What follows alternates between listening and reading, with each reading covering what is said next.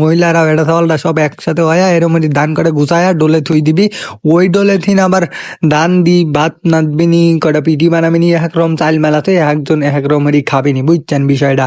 তো বান্ধবী জরিনগরের সাথে হরিলি চলে আসলি মানে ঘুরবি রেহানে আইসি দিয়ে একবারে কাতল মাছের এই জায়গা খান। আর বিশেষ করে এখানে সেই বিখ্যাত জায়গার কারণ হওয়ার কারণ কি জানেন?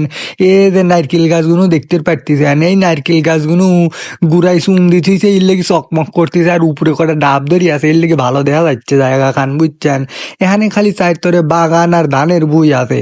ওই দেখেন কোনা কোনা দিয়ে দেখতে পারতেছেন আপনারা বইগুলো কোপা কোপা থুই দিছে।